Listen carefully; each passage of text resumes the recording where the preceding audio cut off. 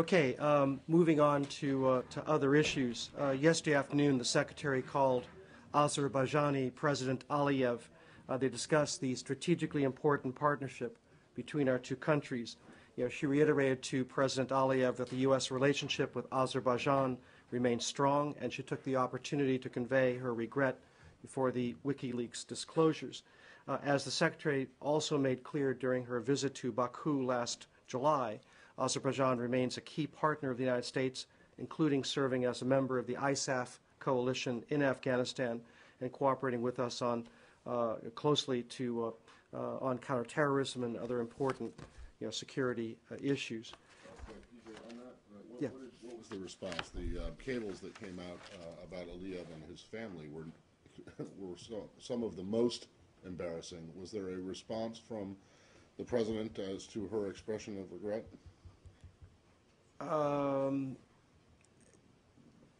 I think he simply indicated that he did not think that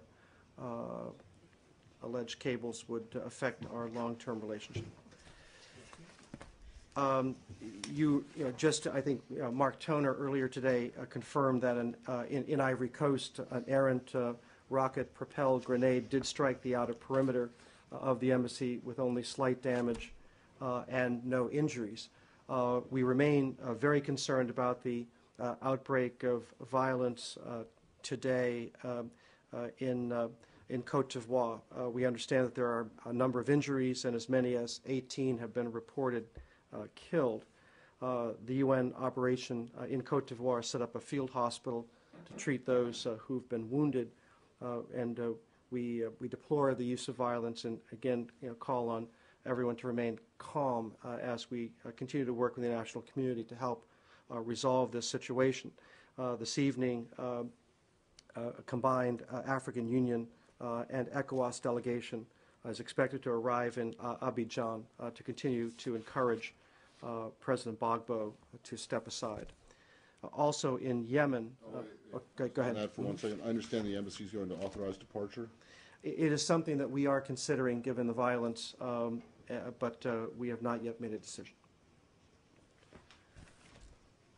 In Yemen, we can confirm that there was an attack on an embassy vehicle.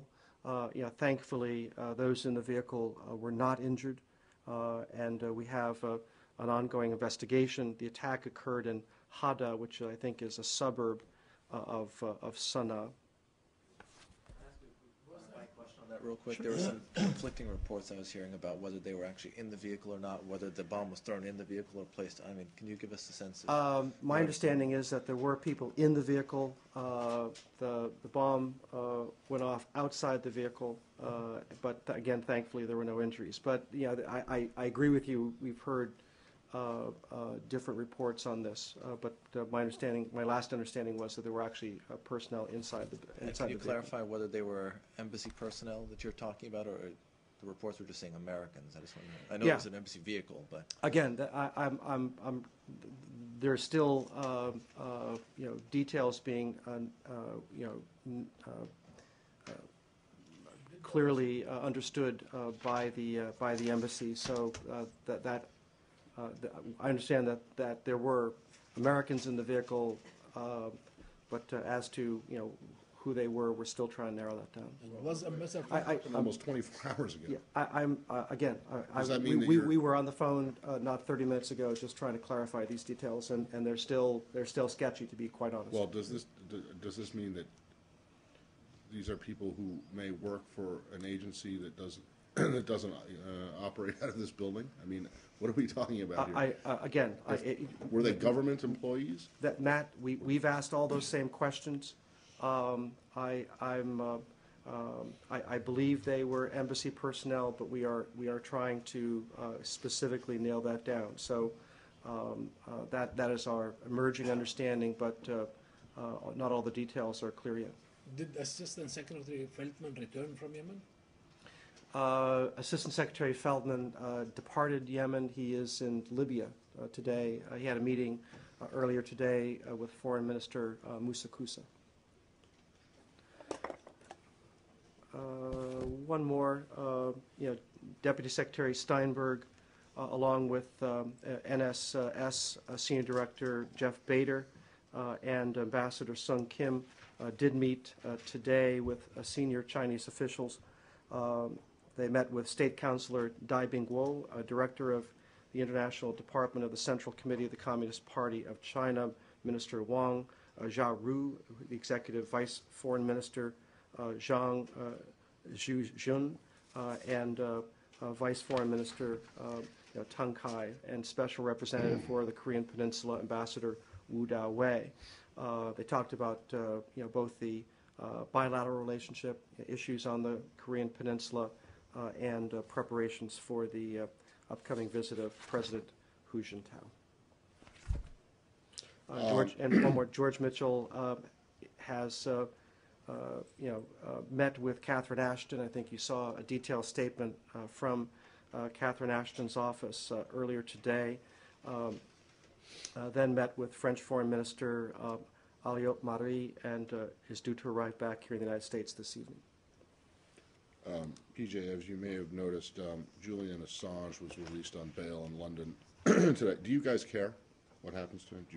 Does this appear on your radar screen at all, or is it just basically something? Perhaps will that put the conspiracy theories to bed once and for all? Look, there's a legal proceeding underway in Britain, and we are obviously monitoring it, but we did not have any involvement in it. Is there concern, since he eluded authorities for so long, that he might skip out again? Britain is a nation of laws. He's been released on bail. I believe there'll be future court proceedings where he will be expected to appear. Like I say, we are not involved. WikiLeaks related. You've seen out there on the web a document addressed to some people who work in CA, telling them that they are not allowed to look at these cables, even on their home computers? No, I'm glad you raised that. Just to clarify that memo, and recall, our as a department-wide, our concern is that these are classified documents, and to download them onto an unclassified computer, represents a security violation. So we have, in fact, told all State Department employees, not to download these documents on an unclassified system. There was a mention in this letter, which was written at the behest of the union, just clarifying, because employees are authorized to have personal breaks while working here at the State Department, that on their personal breaks they are also not authorized to access these documents. That had nothing to do with whatever they do at home. So they can look at them, but they can't download them. Here at the State Department, working on a State Department computer system, no one, not me, not anyone else, can download these documents. So when it says they shall not access any classified documents, including WikiLeaks, during business hours or on their personal time, that personal time is within the State Department? That personal time is while here, on break at the State Department. Yeah. Okay. What they do when they leave here, obviously their home computer, their own personal network, their own decision. All right. And then just two more on this, and without getting into any specific cables, are you aware, or did there ever come a time in 2009, last year, that that Chevron may have been negotiating with Iran regarding a Iran-Iraq oil project? Let me take that question. Obviously, Iran has been subject to sanctions, but let me clarify whether any such conversation that might have happened would be a potential violation. And then also, are you aware of, at any point in the last 2 years, Raul Castro,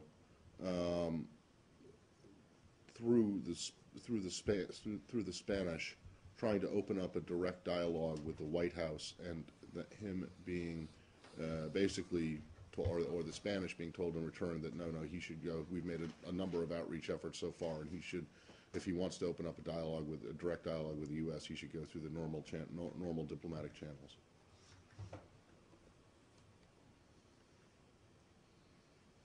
We have made clear to Cuba that first and foremost, before we would envision any fundamental change in our relationship, it is Cuba that has to fundamentally change, and that we would respond, accordingly to any actions that Cuba undertook to release political prisoners, to fundamentally change its political system.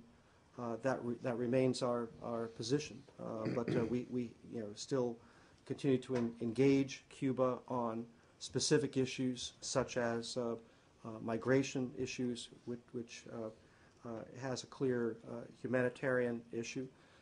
We have opened up greater opportunities for travel of family members, which is again something that of a humanitarian nature.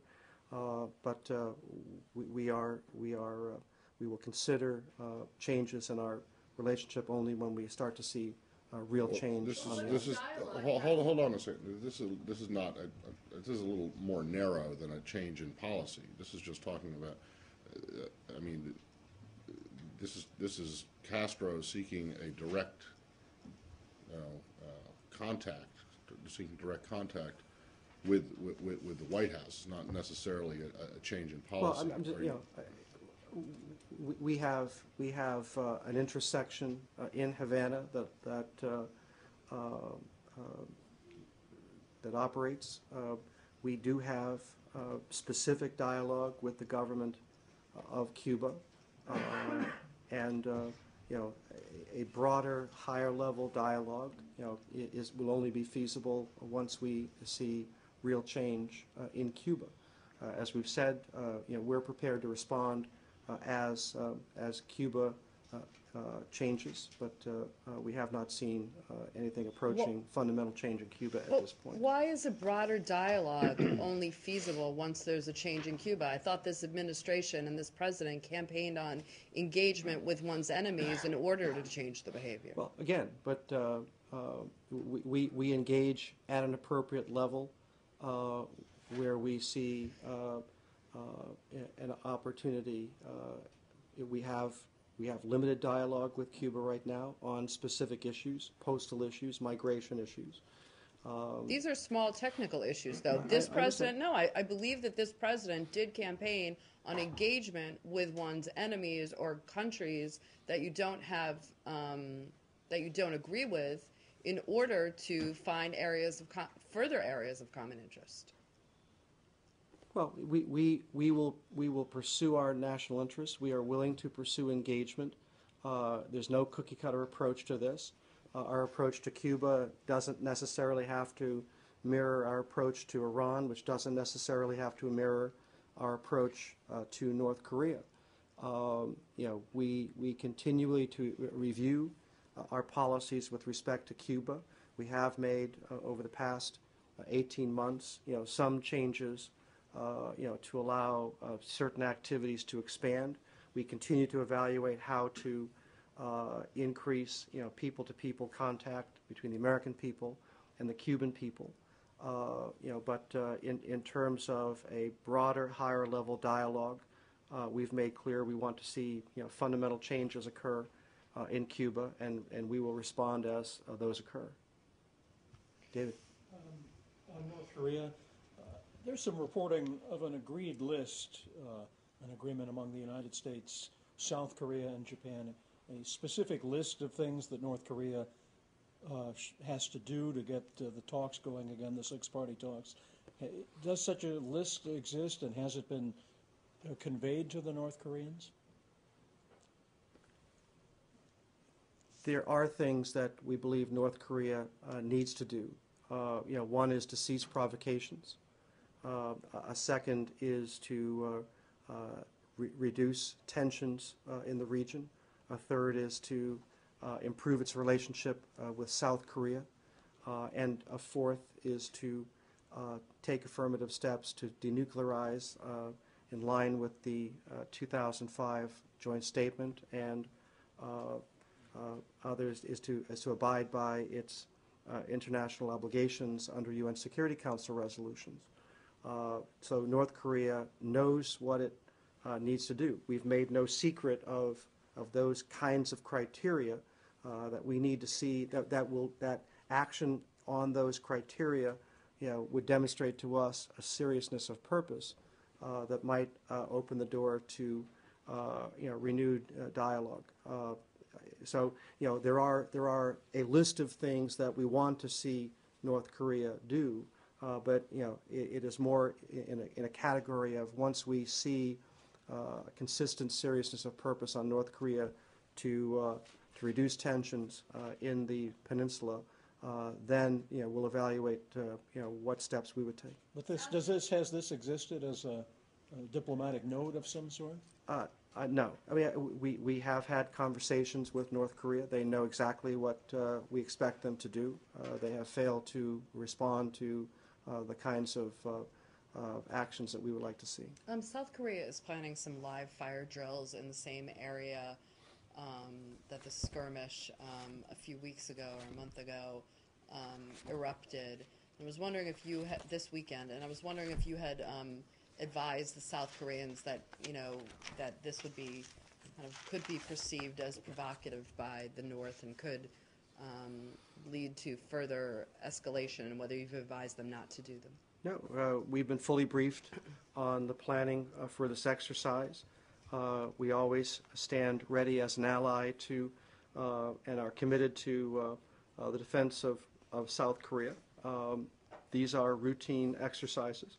There's nothing provocative or unusual or threatening about these exercises. The North Koreans have been notified about what South Korea plans to do. But, I mean, you say that they're not provocative, but the North Koreans clearly saw them as provocative in an act of war and asked the South Koreans not to do them. The South Koreans did them anyway, and obviously what North Korea did was a disproportionate response.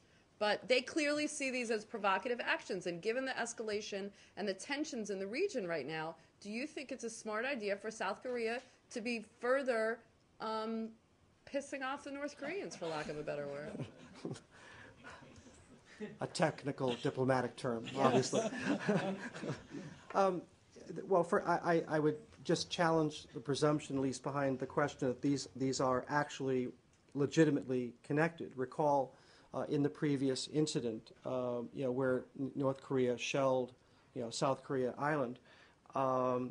In fact, a number of hours had passed between the South Korean, live fire exercise and the North Korean shelling. So it's hard to see how that North Korea would be somehow responding, to what it perceived as a South Korean provocation. We clearly saw this as a premeditated act by North Korea. South Korea is entitled to take appropriate steps in its self-defense, making sure that its military is prepared in the event of further provocations is a perfectly legitimate step for South Korea to take. North Korea should not see these South Korean actions as a provocation. But they do. And so if they're leading to further escalation in the region, why are they a good idea? It is a fundamental right of every sovereign state to take appropriate steps, to train its military, to be prepared, to take action in its own defense. These are things that happen all the time. We are committed to help South Korea. The North Koreans would be very unwise to react to what South Korea has announced. But Peter, why would you do this if you know it's going to increase tensions further? There's no need for it to increase tensions in the area. This is a pre-announced live fire exercise. The North Koreans clearly should know what is going to happen. It is not directed at North Korea. It is It is to help the South Korean military stay properly trained and prepared should North Korea take further steps. North Korea does not have to react to what South Korea plans to do. PJ, the administration's been courting China, asking China, pushing China to do something about North Korea for weeks now. Are you seeing any progress on that front? Have they said anything to your diplomats or actually done anything that makes you think they will follow through on? Well, the discussions with Deputy Secretary Steinberg and his delegation are ongoing. I believe they'll have a statement that they'll release as they depart Beijing. Obviously, North Korea is one of the issues that has been discussed in Beijing. We want to make sure that a clear and unified message is sent to North Korea that further provocations are unwarranted. When is that? That's overnight that they leave? Yeah, they're still in Beijing. They'll be leaving to return to the United States tomorrow, and I believe that the delegation will release a statement as it concludes its visit. And that would be a statement just from the delegation or a joint U.S.-China It will be a statement from the embassy in Beijing on behalf of the delegation. But PJ, you've been sending this unified message for weeks now. I mean, we've heard it over and over again from all levels and all kinds of people. And you're saying up to now you have seen no sign of progress that makes you... Well, Nicole, again, one of the purposes of Deputy Secretary Steinberg's visit and his meeting with Dai Bingguo was to get a first-hand account of Chairman Dai's recent visit to Pyongyang, a fresh perspective on the thinking of the North Korean leadership. I just want to, I don't want to read out, I haven't had a readout of the meetings yet, so it's hard for me to characterize what the nature of this latest discussion is. Clearly, we want China to use all of its influence to make clear to North Korea that these provocations are unwarranted. They do raise tensions, and they are opposed to both our interest and China's interest. We have a shared interest here. We want to see peace and stability on the region, and we want to make sure that China is using its influence to try to steer North Korea in a different direction. Middle East. The Arab League follow-up committee decided that there will be no further peace talks with Israel until Washington announces a firm and clear path regarding those talks. Any reply from you? Well, we've had what we thought were constructive meetings this week. We'll have more meetings with the parties next week. The Arab League continues to support the role the United States is playing and engaging the parties. That is what we plan to continue to do. Yesterday, you didn't want to comment further on this issue, on what the talks that Special Envoy Mitchell had in Cairo with Amr Moussa and President Mubarak and Foreign Minister of Qatar until the follow-up committee announces its decision. Can you talk further about what Mitchell heard from those leaders during his talks yesterday? Unfortunately, I haven't gotten a full readout of his meetings there. We are going to continue to engage the parties, try to find ways to address the substance, to make progress, and that is our intent. I think just to follow real quick on that, actually. I think that what the Arab League said that they would not support talks without a strong American plan. At what point does the U.S. plan to put forward such a plan? Well, part of our purpose of the meetings that the Secretary had with the negotiators last week and George Mitchell had with the parties and with others this week was to try to outline a path forward. That's what he's done, and we're going to have follow-on meetings this coming week with George's deputy, David Hale. So we are committed to continue to engage the parties, to begin to push them to share ideas on the substance of the core issues. As we've said, we're fully prepared once we gain a better understanding of their positions on the core issues to offer our own bridging proposals. So we will continue to engage the parties and see what we can do to make progress. This morning, the President told a group of Native American leaders that the U.S. would sign the UN Charter on the Rights of Indigenous Peoples. Mm-hmm. You're familiar with this? Mm-hmm. Can you explain why the administration has decided to do this now?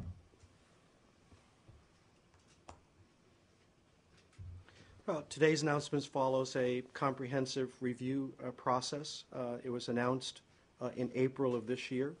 It included a consultation with the relevant U.S. agencies and numerous North American tribes, outreach to indigenous organizations, civil society, and other interested parties. So, it's just, the President announced this as the completion of our lengthy process. Right, but, I mean, why? I mean, just that it's a good thing to do? Well, I mean, not this administration, but the last administration refused to sign it. I understand that. So what is the difference in thinking between the current administration and the last administration on this? Well, I mean, I'm not really asking you to explain the last administration's position. I'm asking you does the Obama administration think it's a good thing to sign this, other than just the? I mean, is there a reason other than, hey, here's another international agreement we can sign up to? Well, I mean, we support the UN Declaration. We think it's an important and meaningful change in the U.S. position. Obviously, as with any international declaration, we have certain reservations that we will voice. Reflecting our own domestic and constitutional interests, but the President thinks it's the right thing to do. We reviewed the standing U.S. position, and the President decided to support the declaration and made that clear this morning. But my question is why?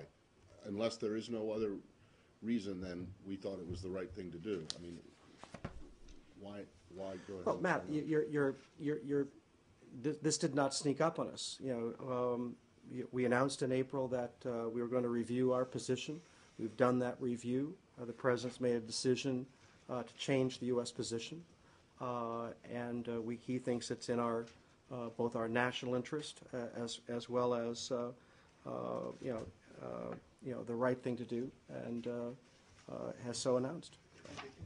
Fair to say that any of the concerns about federal versus state versus tribal law have all been resolved at this point? Well, it's a non-binding declaration. It was originally adopted by the General Assembly in 2007. We're committed to making U.S. support for the declaration meaningful. It is part of our ongoing work with tribal leaders in their communities. But on the legal question, yeah. My understanding was that there had been some concern that signing on to this would violate some law along the way of either federal, state, or tribal. We think even though it's legally non-binding, we think it carries considerable moral and political force. As with any international agreement, we have put in place provisions that are consistent with U.S. law. That was all what we evaluated as part of this review. Thank you. Thank you.